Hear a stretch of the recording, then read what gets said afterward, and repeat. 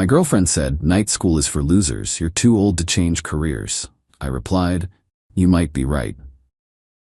Then I graduated with a law degree at 35, when she got a speeding ticket and realized who she'd called a loser.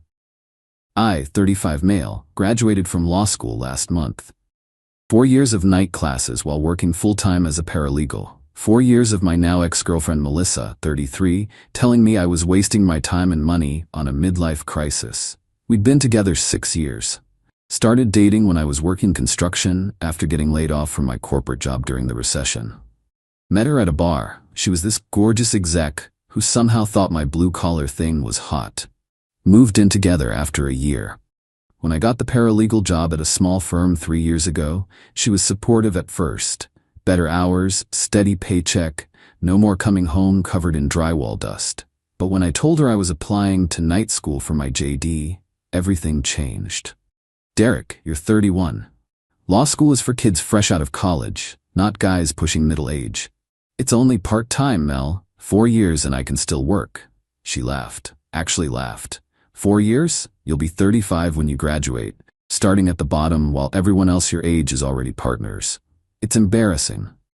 The word stung, but I applied anyway. Got into a decent state school with a solid night program.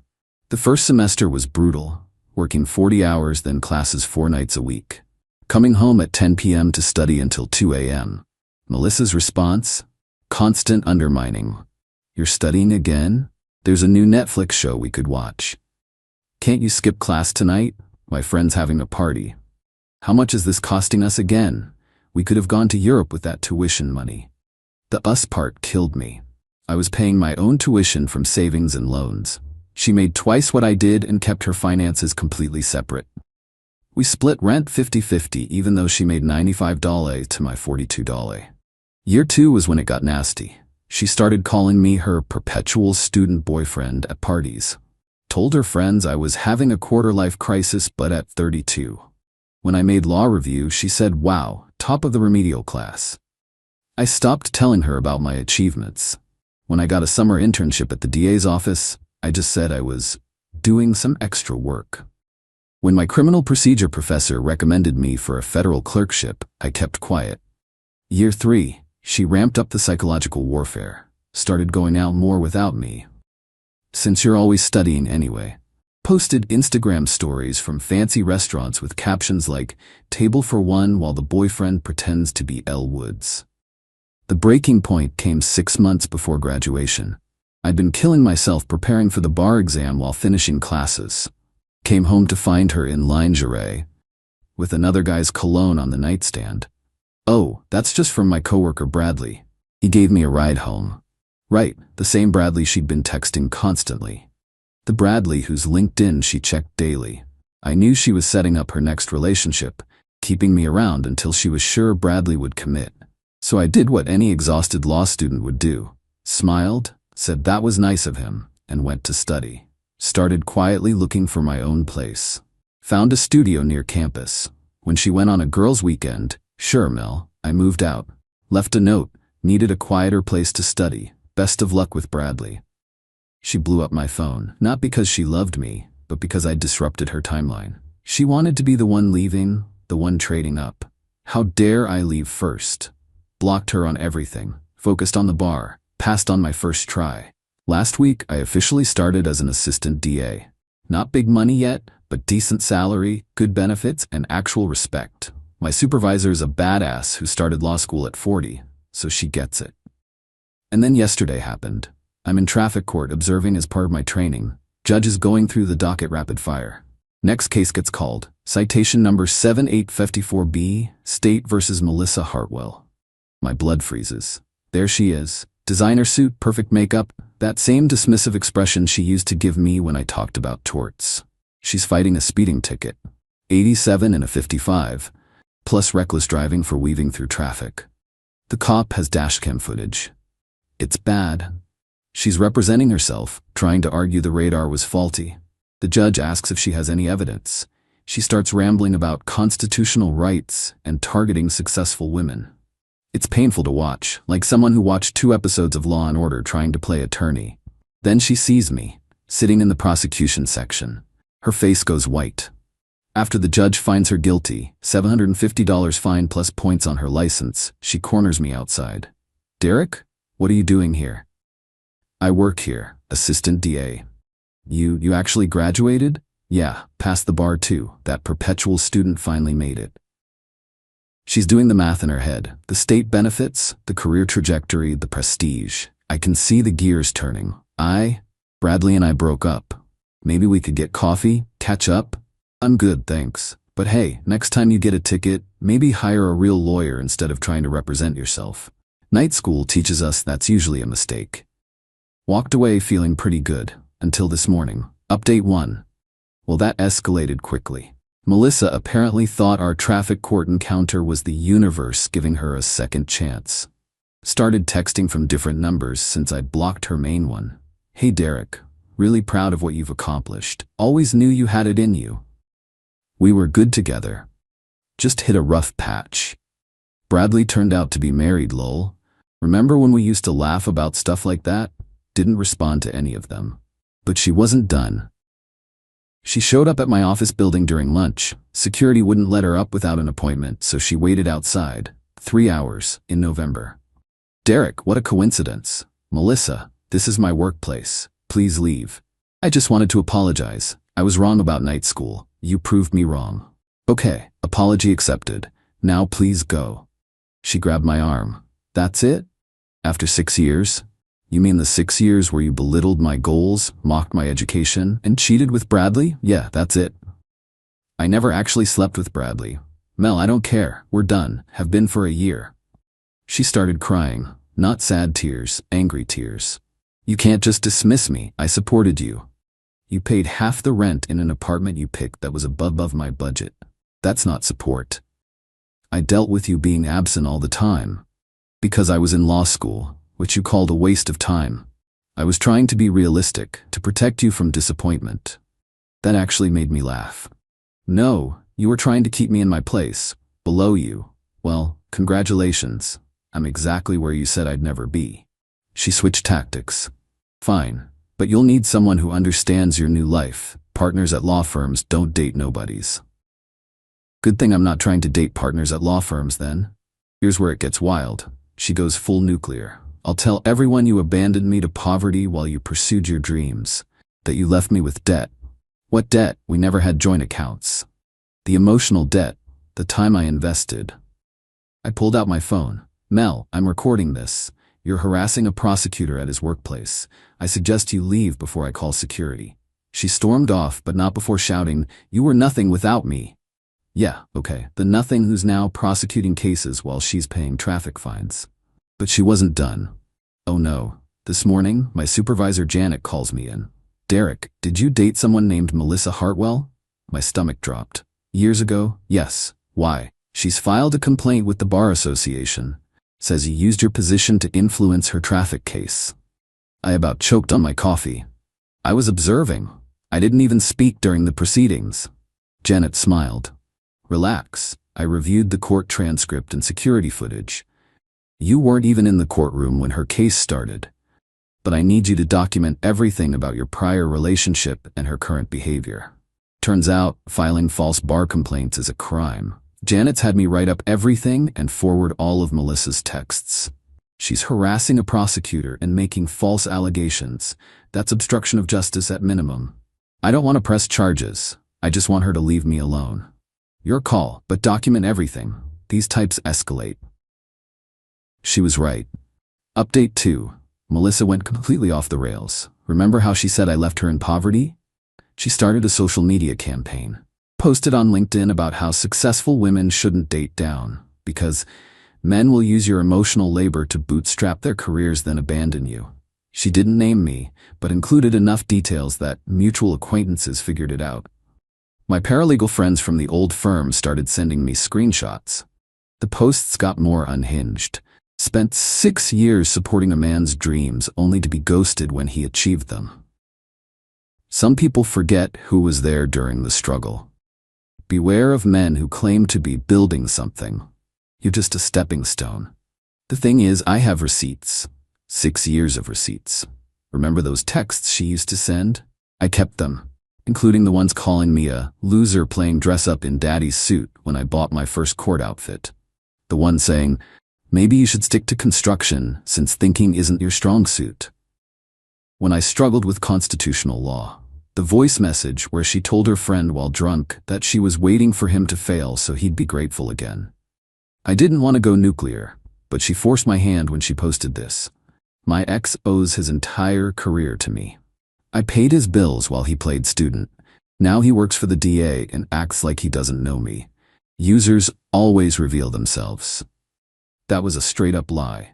I paid my own bills, my own tuition, my half of everything despite making less than half what she did. My buddy from law school, Terrence, is a social media wizard. He helped me craft one response. Interesting revisionist history. Here are the facts. Paid my own law school tuition. $67,000 in loans I'm still paying. Worked full-time throughout school. Split all expenses 50-50 despite significant income disparity. Never received a dime in support. Left quietly when the relationship became toxic. Have all receipts and bank statements if needed for legal proceedings. Some people can't handle when their inferior partner succeeds without them. That's a them problem. I posted it and logged off. Terrence screenshotted everything in case she deleted it. Within an hour, her post was gone. But the damage to her reputation was done. See, Bradley's wife found the posts. Connected the dots about the timeline. Posted her own receipts.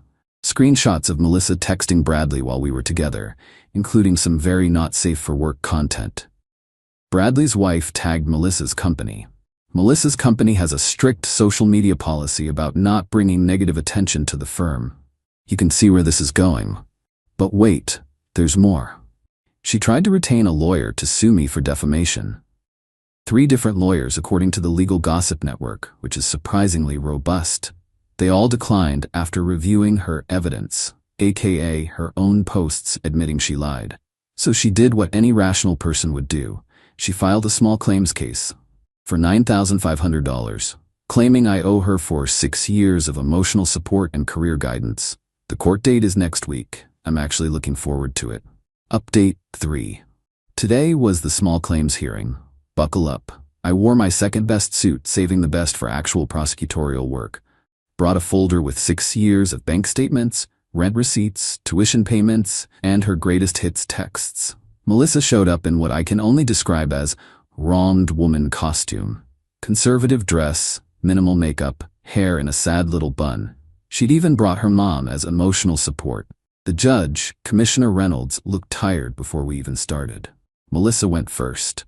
Her argument was that she provided invaluable emotional labor and career guidance that enabled my success. She actually used the phrase, "Behind every successful man is a woman whose work goes uncompensated." Commissioner Reynolds, do you have documentation of this career guidance? It was verbal, daily encouragement, keeping his spirits up when he wanted to quit. Me internally, she literally called me a loser for going to night school. She then tried to introduce her evidence, a handful of photos of us together at various events over the years. As you can see, I was there for every milestone. Commissioner Reynolds examined the photos. These appear to be social events, parties, restaurants, not academic events. Well, he never invited me to those. Because you called them remedial graduation ceremonies for adult beginners, I said. I did not. I pulled out my phone. Your Honor, I have a voice message from May 15, 2021. Played it. Her voice, clear as day. I'm not wasting my Saturday at your stupid fake law school event. It's embarrassing enough that my boyfriend is a 33-year-old student. I'm not watching you play pretend lawyer with the other losers who couldn't hack it the first time. The courtroom was dead silent. Commissioner Reynolds turned to Melissa. Miss Hartwell, this doesn't sound like emotional support. That was taken out of context. I was having a bad day. Would you like to hear the one from my law review acceptance? Or when I got my internship? I asked. This is harassment. She screeched. You brought the case, Miss Hartwell, the commissioner reminded her. I then presented my evidence. Bank statements showing I paid exactly 50% of all shared expenses. My law school tuition payments, pay stubs for my paralegal job. As you can see, Your Honor, I was financially independent throughout our relationship. Miss Hartwell made approximately $95,000 to my $42,000, yet we split expenses equally. If anyone subsidized anyone, it was me, subsidizing her lifestyle by paying half of an apartment she chose that was above my means. Her mom suddenly stood up. My daughter gave him the best years of her life. Commissioner Reynolds: Ma'am, please sit down or leave. She was 27 when we met, I added. Hardly a child bride situation. Melissa's final gambit: he used knowledge of my traffic case to embarrass me. That's abuse of power. Commissioner Reynolds looked confused. What traffic case? He was in the courtroom when I got fined. He's an ADA now. I responded calmly. Your Honor, I was observing traffic court as part of training. I had no involvement in Miss Hartwell's case. She was cited for going 87 in a 55 and reckless driving. The officer had dashcam footage. She represented herself poorly and lost. That has nothing to do with me. You're enjoying this, she accused. I'm defending myself against a frivolous lawsuit, I corrected. Commissioner Reynolds had heard enough. Miss Hartwell, not only have you failed to provide any evidence of financial support or career guidance, but the evidence suggests you actively discourage the defendant's educational pursuits. This case is dismissed. Furthermore, as this appears to be a bad faith filing intended to harass the defendant, you are ordered to pay his filing fees and court costs. $275. Melissa exploded. This is corruption. He's a prosecutor. You're all in on it together. Miss Hartwell, you are dangerously close to contempt. I suggest you pay the clerk and leave. As we left the courtroom, her mom hissed at me. You destroyed her life. No, ma'am, she destroyed our relationship. I just declined to let her destroy my future too. Melissa tried one last manipulation. Derek, please, can we just talk as friends? We were never friends, Melissa. Friends support each other. Friends don't call each other's dreams stupid. Friends don't cheat with coworkers named Bradley. I told you, nothing happened with. His wife's divorce filing says otherwise. Good luck with that deposition, by the way. Her face went pale. Apparently she didn't know she'd been named in Bradley's divorce. As I walked to my car, I felt free. Not happy, exactly. You don't spend 6 years with someone without feeling something when it ends this badly, but free. Final update. Thought I was done updating, but the universe had other plans. Remember Bradley's divorce? His wife subpoenaed Melissa as a witness. But that's not the fun part. The fun part is that Melissa, in her infinite wisdom, decided to lie under oath, claimed she and Bradley were just friends, and that all those texts were taken out of context. Bradley's wife's attorney had receipts, hotel receipts, with Melissa's credit card, from when I was at a law school weekend intensive. Perjury. She committed perjury. The family court judge referred it to the DA's office for prosecution. Guess which ADA got assigned the case? Not me, thank God. Janet's not that cruel, but my colleague Rodriguez got it, and he's thorough. Melissa tried to contact me through her lawyer, her actual lawyer this time, not her representing herself. They wanted me to be a character witness, to testify that she was honest during our relationship. I declined through my supervisor. Conflict of interest and all that. Plus, she wasn't honest. She ended up pleading to a lesser charge, false statement, not perjury. Got probation and community service. But her company found out about the criminal charge. Remember that social media policy I mentioned? Turns out they also have a morality clause. Getting charged with lying under oath about an affair with a married colleague? Not a great look for a marketing executive. She was asked to resign. Given the choice between that and termination for cause, last I heard through the legal grapevine, she moved back in with her parents. The same parents who used to tell me I wasn't good enough for their daughter because I worked construction. Yesterday, I ran into her friend Denise at a coffee shop. Denise used to give me shit about being a perpetual student. Derek, heard you're with the DA's office now. I am. Good for you, Melissa. She really screwed up, didn't she? That's one way to put it. She always thought she was better than everyone, even us, her friends. When you left, she said you'd come crawling back when you realized what you lost. How'd that work out? Denise laughed. She can't understand why you won't take her back. Keep saying you two were meant to be together.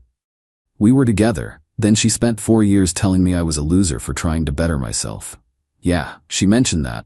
Said she was motivating you. That's certainly one interpretation. Denise stirred her coffee, then said something that surprised me.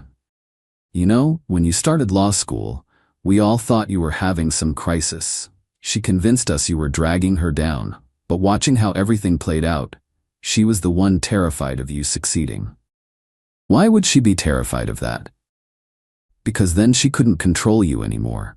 Couldn't be the successful one with the devoted blue-collar boyfriend who needed her.